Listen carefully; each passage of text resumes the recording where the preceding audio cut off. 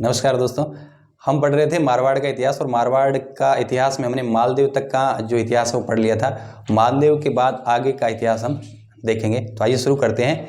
मालदेव के बाद कौन शासक बना, कैसे हुआ, तो मैं थोड़ा सा आपको पीछे ले जाता हूँ।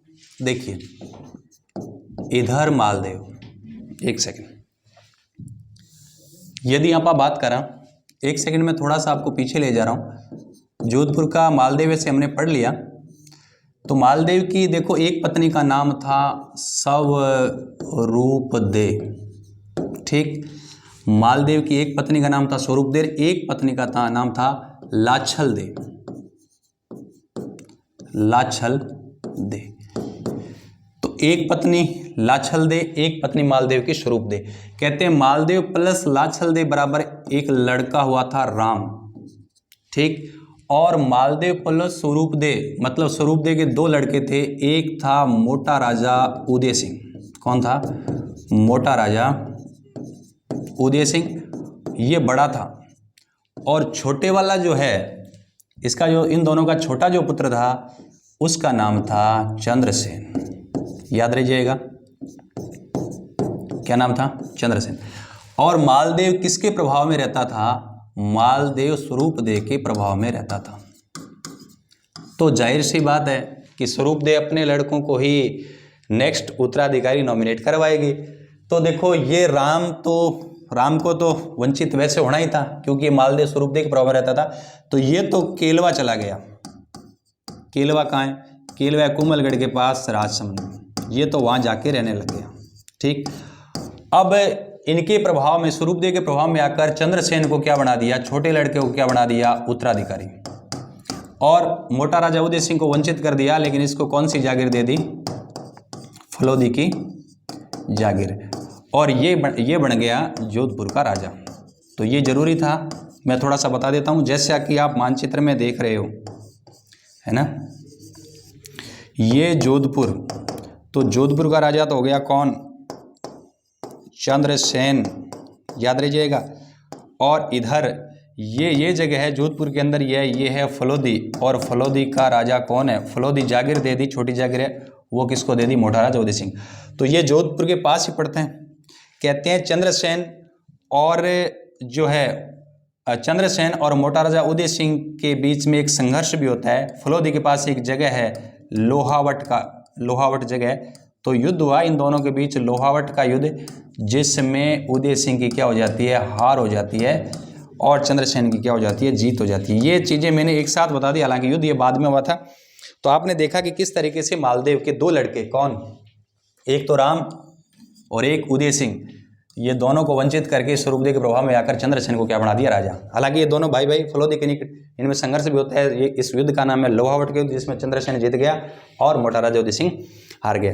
तो क्योंकि ये आगे हम जब पढ़ेंगे ना, तो ये सारी चीज़ें फिर रिपीट होगी, इसलिए जरूरी था। अब हम बात करते हैं चंद्रसेन की। देखो चंद्रसेन की यदि आप बात करा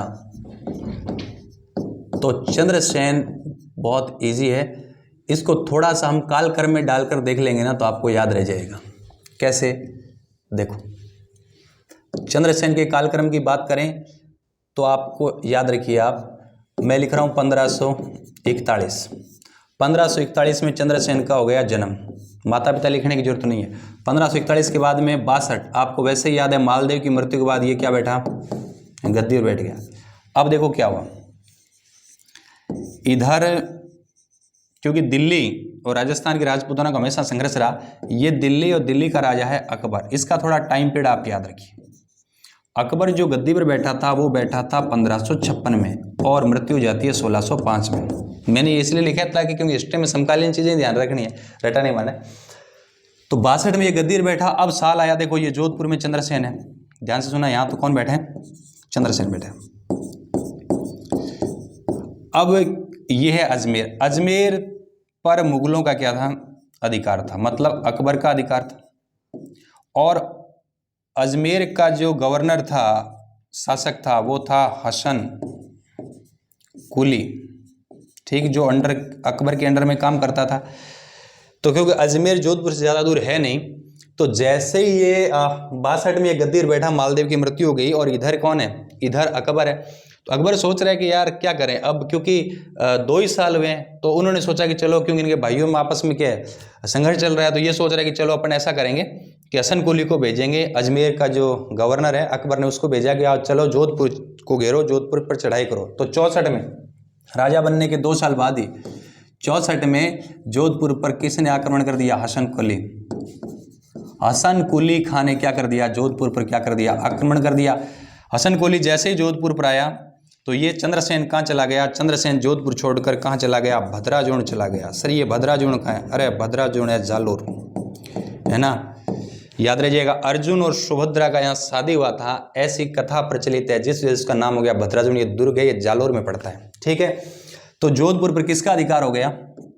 जोधपुर पर अधिकार हो गया मुगलों का। हसन कुली खान का जोधपुर पर क्या हो गया?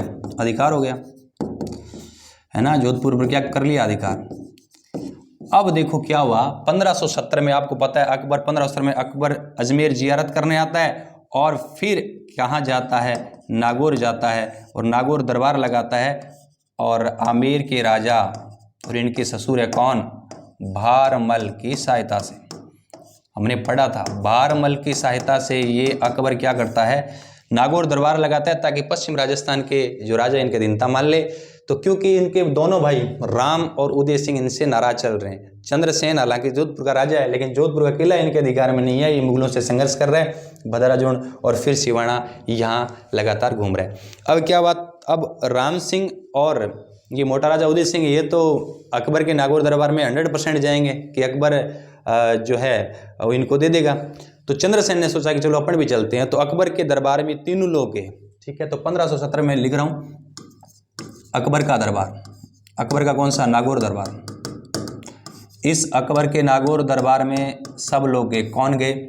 यहाँ चंद्रसेन गया, चंद्रसेन गया, चंद्रसेन का भाई राम सिंह भी गया, राम सिंह के साथ कौन गया? उदय सिंह, मोटा राजा जो उदय सिंह है वो भी गया। तो तीनों भाई उपस्थित हुए। लेकिन अकबर का जो है झुकाव किन की तरफ था? इन दोनों की तरफ क्या था? झुकाव था। तो ये चीज़ देखकर चंद्रसेन बीच दरबार से ही क्या हो गया? चला गया, ठीक है।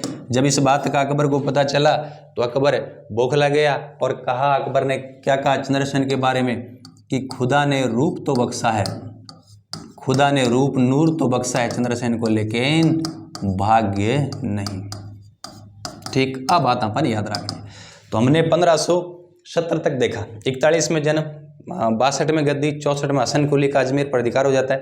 फिर 1517 के नागौर में तीनों उपस्थित होते हैं, राम, मोटा राजा उदय सिंह और चंद्रसेन। झुकाव दोनों की तरफ था, राम सिंह उदय सिंह की तरफ। तो ये चंद्रसेन बीच दरबार से चला गया। अकबर ने कहा खुदा ने इसको रूप तो बख्शा है लेकिन भाग्य नहीं। 1570 के बाद आगे देखो क्या होता है। 1570 के बाद आगे देखो क्या होता है। तो याद रखिए चंद्रसेन। तो 1570 तक हमने देख लिया, ठीक है। मैं थोड़ा लिख दूँ, 41 में जन्म, 62 में गद्दी, 64 में हसन कुली का है ना, 41 में जन्म, 62 में चंद्रसेन गद्दी पर बैठा, 64 में हसन कुली का अजमेर पर अधिकार, 70 नागौर में उपस्थित हुआ और चला गया। अब क्योंकि जैसे ये चला गया तो आपको पता है बीकानेर का इतिहास हमने पढ़ रखा है, बीकानेर के राय सिंह को जोधपुर का अकबर ने प्रशासक बना दिया। तीनों भाइयों में किसी को नहीं दिया क्योंकि चंद्रसेन चला गया।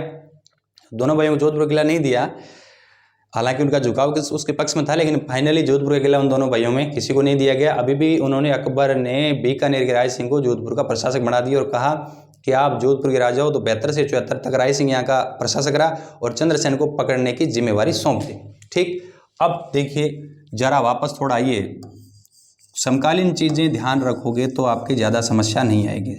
ठीक उसी टाइम महाराणा प्रताप मेवाड़, ये है मेवाड़, और मेवाड़ में जो कौन है? महाराणा प्रताप। महाराणा प्रताप जो गद्दी पर बैठे थे 1572 में और 1597 में इनकी मृत्यु हो गई, ठीक है। तो लगभग ये समकालीन ही है। अब आप याद रखिए 70 के बाद, 70 के बाद मैं लिख रहा हूँ 1576, 70 के बाद मैं लिख रहा हूँ 1576। 1576 सर क्यों? 1576 इंपॉर्टेंट है। 1576 में जिस समय महाराणा प्रताप अकबर के साथ हल्दी घाटी का युद्ध लड़ रहा था, ठीक उसी समय चंद्रसेन भी संघर्ष कर रहा था। इतिहास के पन्नों में स्थान नहीं मिला, वो बात अलग है, पढ़ेंगे। लेकिन उस समय यहाँ चंद्रसेन, जोधपुर का जो चंद्रसेन है वो भी लगातार क्या कर रहा था? संघर्ष कर रहा था। ठीक, लगातार सेना इकट्ठी कर रहा था। और यहाँ उन्होंने अपने पिता मालदेव द्वारा बनाया गया कौन सा किला, पोकरण का किला, जो पोकरण दुर्ग है वो 1576 में उसने जैसलमेर के हर राय भाटी को बेचा। किसको बेचा? हर राय भाटी को बेचा। कितना? 1 लाख फदिये में बेचा। सर ये फदिया क्या है? फदिया मुद्रा थी। तो क्षेत्र में इधर हल्दी घाटी चल रही है और इधर चंद्रसेन ने मुगलों से संघर्ष करने के लिए अपने पिता द्वारा बनाया गया पोकरण का किला जैसलमेर के हर्राय भाटी को बेच दिया। ये हर्राय भाटी कहाँ का है? ये जैसलमेर का। ये अकबर के अधीनता इन्होंने मान ली थी। ठीक है, क्षेत्र के बाद अब बात करें 1578। 1578 में क्या हुआ? प्रताप का देखो 2 बार राज्याभिषेक हुआ। 72 में तो कहाँ हुआ था? गोगुंदा में। और आपको पता है कि 78 में ये अपना राज्याभिषेक कहाँ करवाते हैं? 1578 में प्रताप अपना राज्याभिषेक करवाते हैं कुंभलगढ़ में। तो कहते हैं विधिवत तरीके से। तो इस कुंभलगढ़ के राज्याभिषेक समारोह में भाग लेने के लिए चंद्रसेन आया था। तो 78 में उन्होंने क्या किया? प्रताप के राज्याभिषेक समारोह में भाग लेने के लिए कहाँ आया? कुंभलगढ़। तो कुंभलगढ़ ये आया कौन? चंद्रसेन। ठीक है, 78। और लगातार मुगलों से संघर्ष कर रहा है, लगातार मुगलों से संघर्ष कर रहा है कौन? चंद्रसेन। ठीक है, लगातार सिवाना, भद्राजुण, सोजत इन जगहों पर लेकर लगातार मुगलों से संघर्ष कर रहा है। और संघर्ष करते करते 1581 की बात है। और ये जो जोधपुर के सटा हुआ जिला कौन सा? ये पाली। पाली में जगह है, पहाड़ियाँ हैं, सारण की पहाड़ियाँ। कौन सी पहाड़ी? सारण की जो पहाड़ियाँ हैं। यहाँ एक जगह है सचियाप। उस सचियाप जगह पर इनकी चंद्रसेन की क्या हो जाती है? मृत्यु। तो याद रखिए 1581 में चंद्रसेन की क्या हो गई? मृत्यु हो गई। कहते हैं यहाँ चंद्रसेन की सचियाप में क्या है? छत्री है। और अश्वारोही घोड़े पर सवार इनकी क्या है? चंद्रसेन की प्रतिमा है। और साथ ही साथ इनके सामने 5 रानियों की भी मूर्तियाँ हैं। 5 रानियों की भी क्या है? रानियों की मूर्तियाँ हैं। इससे पता चलता है कि जब 1581 में चंद्रसेन की मृत्यु पाली के अंदर हुई, मृत्यु पाली में सारण की पहाड़ी में हुई, तब इनके साथ 5 रानियां सती हुई होगी। तो ये ब्रीफ में हमने देखा किस तरीके से चंद्रसेन ने संघर्ष किया। मैं दोबारा बता देता हूँ, 1541 में मालदेव प्लस स्वरूपदेव बराबर चंद्रसेन। 41 में जन्म, 62 में गद्दी, 64 में हसन कुली का अजमेर पर अधिकार हो जाता है। फिर क्षेत्र के अकबर के नागौर दरबार में जाता है, लेकिन बीच में चला वापस आ जाता है। फिर क्षेत्र में पोकरण का किला हर राय भाटी को बेचा। और इसके साथ साथ 78 में कुंभलगढ़ में जो महाराणा प्रताप का राज्याभिषेक समारोह में भाग लिया। 81 में पाली की सारण की सचियाप में इनकी मृत्यु हो जाती है। वहाँ छत्री भी है, अश्वारोही प्रतिमा है, 5 स्त्रियों की मूर्तियाँ उत्कीर्ण है, 5 रानियाँ सती हुई होगी। तो ये तो मैंने इनका ब्रीफ में इतिहास देखा।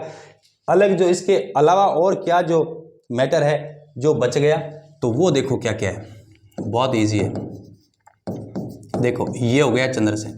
ये इनका मैं अब केवल शासनकाल लिख रहा हूँ। तो 1562 में गद्दी पर बैठे थे। 81 में इनकी क्या हो जाती है? मृत्यु। इधर देखिए। और सेम टाइम इधर मेवाड़ में कौन है?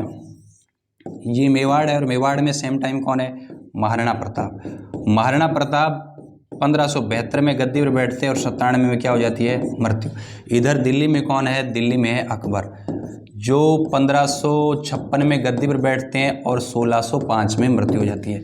अब आपको याद रखना है, अकबर की राजस्थान के सभी रियासतों ने अधीनता मान ली। केवल 3 ऐसे लोग थे जिन्होंने अकबर की अधीनता नहीं मानी। एक तो सामने देखे प्रताप, मेवाड़ की महाराणा प्रताप, मारवाड़ जोधपुर के चंद्रसेन, एक सिरोही का सुल्तान देवड़ा भी था जिनको हमने पढ़ा पिछली क्लास में। अब अपन याद रखना है क्योंकि देखो प्रताप तो 72 में गद्दी बैठे थे, ये बैठे थे 62 में, मतलब 10 साल पहले गद्दी पर बैठे थे। एक तरीके से प्रताप ने जो काम किया था वो काम चंद्रसेन कर रहा है, लेकिन प्रताप से पहले कर रहा है। इसलिए हम कहेंगे प्रताप का अग्रगामी या प्रताप का पथ प्रदर्शक। तो उपनाम क्या हो जाएगा इनका? तो मैं यूं कहूं, ये महाराणा प्रताप के क्या है? पथ प्रदर्शक, मतलब रास्ता जो है बताने वाले हैं। या महाराणा प्रताप का क्या बोल सकते हैं? प्रताप के अग्रगामी। तो प्रताप का अग्रगामी। ठीक। दूसरी बात और क्या, क्योंकि ये मारवाड़ में रहते इसलिए इनको क्या बोल सकते हैं? मारवाड़ का प्रताप, ये भी बोल सकते हैं। और क्या बोल सकते हैं? और याद रख लीजिए, इनको इतिहास के पन्नों में उचित स्थान नहीं मिल पाया, इसलिए कहते हैं ये मारवाड़ के विस्मृत नायक है या मारवाड़ के भूला बिसरा राजा। तो याद रखिए क्या हो जाएगा? मारवाड़ का भूला बिसरा राजा, मारवाड़ का विस्मृत नायक, विस्मृत कर दिया गया, विस्मृत नायक, या यूं कह सकते हैं भूला बिसरा राजा। तो ये सारा इनका क्या है, उपनाम हो जाएंगे 4। यहीं से सवाल पूछेंगे। और देखो क्या है, एक बात और ध्यान रखना, ये राजस्थान के पहले शासक है, राजस्थान के प्रथम शासक, जिन्होंने अपनी रणनीति में दुर्गों की बजाय अपनी रणनीति में पहाड़ों और जंगलों को, पहाड़ों प्लस जंगलों को क्या दिया, स्थान दिया, पहाड़ों और जंगलों को स्थान दिया। क्योंकि लगातार सिवाना, भद्राजुन, सोजत यहीं घूमते रहते थे, तो दुर्गों की बजाय उन्होंने पहाड़ों और जंगलों को अपनी रणनीति में उचित स्थान दिया। राजस्थान के पहले शासक है। तो ये हमने पढ़ा आज चंद्रसेन। और चंद्रसेन 81 में चंद्रसेन की मृत्यु होने के बाद नेक्स्ट क्लास में पढ़ेंगे कि 81 के बाद क्या रहता है, जो मारवाड़ का इतिहास, कौन कौन शासक होते हैं और क्या क्या गतिविधियाँ होती है। तो उम्मीद करता हूँ कि अच्छे से आपको समझ में आ गया होगा। तो मिलते हैं नेक्स्ट वीडियो में बहुत जल्दी, तब तक के लिए थैंक यू।